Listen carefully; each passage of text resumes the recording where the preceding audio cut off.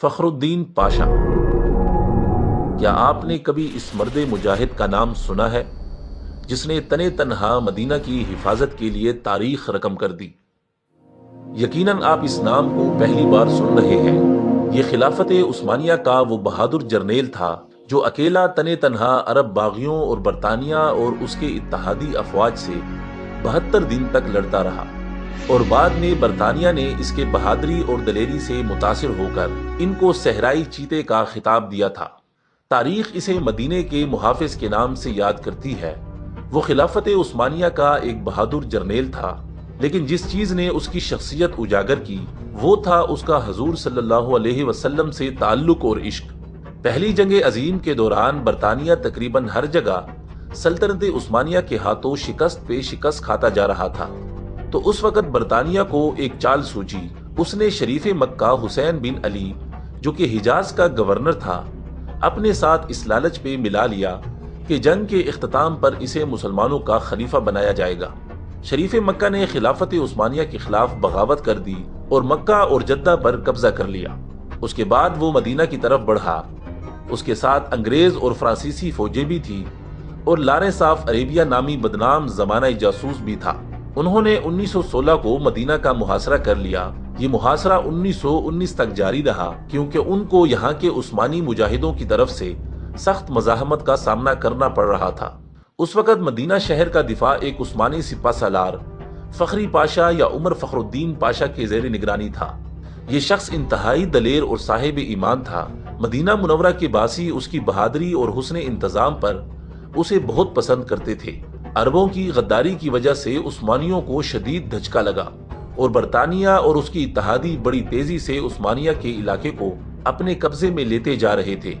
عثمانیوں کے اتحادی بلغاریہ کے ہتھیار ڈالنے پر جرمنی نے بھی ہتھیار ڈالے، اور اسی وجہ سے بالآخر سلطنت عثمانیہ کو بھی برطانیہ اور اتحادی کے سامنے ہتھیار ڈالنے پڑے۔ اس وقت شریف مکہ اور ان کے بیٹے علی فیصل اور عبداللہ اس خیال میں تھے کہ اب فخر الدین پاشا بھی ہتھیار ڈال دے گا اور مدینہ اس کے ہاتھ آ جائے گا، لیکن فخر الدین پاشا نے ہتھیار نہیں ڈالے اور برابر لڑتا رہا۔ مدینہ شہر کو سامان رسد پہنچانے والی ٹرین کو انگریز ناکارہ کر چکے تھے، اور اسی طرح فخر الدین پاشا کو باہر سے کوئی امداد نہیں پہنچ رہی تھی۔ محاصرہ کے دوران مدینہ پر 130 بار حملہ کیا گیا، اور 30 اپریل 1918 کو مدینہ کی مقدس سرزمین پر 300 بم برسائے گئے۔ کھانے پینے کی چیزیں ختم ہو چکی تھی، اور فخر الدین پاشا اور اس کی فوج ٹڈے کھاتے رہے، لیکن ہتھیار نہیں ڈال رہے تھے، اس لیے کہ اس کو خواب میں حضور کریم صلی اللہ علیہ وسلم نے حکم دیا تھا کہ ہتھیار نہیں ڈالنا۔ ایک ترک مصنف لکھتا ہے کہ ایک مرتبہ 1918 میں جمعہ کے دن فخر الدین پاشا مسجد نبوی میں نماز کے دوران خطبہ دینے ممبر کی سیڑھیوں پر چڑھنے لگا تو آدھے ہی راستے میں رک گیا اور اپنا چہرہ حضور صلی اللہ علیہ وسلم کے روزے مبارک کی طرف کرتے ہوئے عرض کیا، اے اللہ عز و جل کے رسول صلی اللہ علیہ وسلم، میں آپ صلی اللہ علیہ وسلم کو کبھی نہیں چھوڑوں گا۔ اس کے بعد اس نے نمازیوں اور مجاہدین سے ولولہ انگیز خطاب کیا، مسلمانوں، میں تم سے حضور صلی اللہ علیہ وسلم کا نام لے کر جہاد کی اپیل کرتا ہوں، جو اس وقت میرے گواہ بھی ہیں۔ میں تمہیں یہ حکم دیتا ہوں کہ دشمن کی طاقت کی پرواہ نہ کرتے ہوئے ان حضور صلی اللہ علیہ وسلم کا اور ان حضور صلی اللہ علیہ وسلم کے شہر کا آخری گولی تک دفاع کرو۔ 1918 میں جب اسے شریف مکہ کی طرف سے پیغام آیا کہ ہتھیار ڈال دو، تو اس نے ان الفاظ میں جواب دیا، فخری پاشا کی طرف سے، جو عثمانی افواج کا سپہ سالار اور سب سے مقدس شہر مدینہ کا محافظ اور حضور صلی اللہ علیہ وسلم کا ادنا غلام ہے، اس اللہ عز و جل کے نام سے جو ہر جگہ موجود ہے، کیا میں اس کے سامنے ہتھیار ڈالوں جس نے اسلام کی طاقت کو توڑا، مسلمانوں کے درمیان خونریزی کی اور امیر المؤمنین کی خلافت پر خطرے کا سوالیہ نشان ڈالا اور خود کو انگریز کے ماتحت کیا؟ جمعرات کی رات میں نے خواب میں دیکھا کہ میں تھکا ہوا پیدل چل رہا تھا، اس خیال میں کہ کس طرح مدینہ کا دفاع کیا جائے۔ اچانک میں نے خود کو نامعلوم افراد کے درمیان پایا۔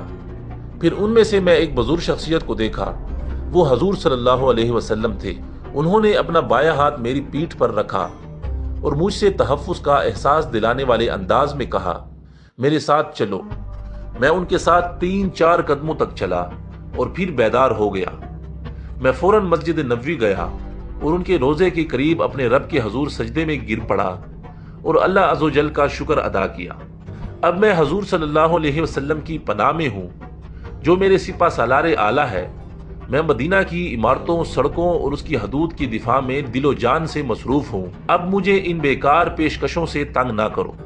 30 اکتوبر 1918 کو سلطنت عثمانیہ نے ہتھیار ڈال دیے اور وزیر جنگ نے فخری پاشا کو پیغام بھیجا کہ ہم نے معاہدہ کر کے ہتھیار ڈال دیے ہیں، اب تم بھی ہتھیار ڈال دو۔ لیکن فخری پاشا نہ مانے اور اپنی تلوار حوالے کرنے سے انکار کیا۔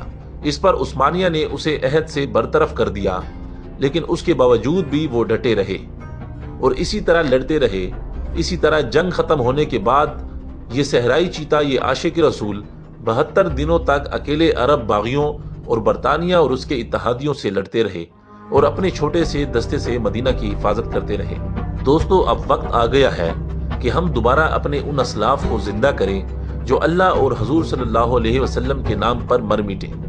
اپنے بچوں کو اس قسم کے واقعات سے ان کی تربیت کریں تاکہ دشمنان اسلام کو ایک بار پھر فخر الدین پاشا کا سامنا کرنا پڑے۔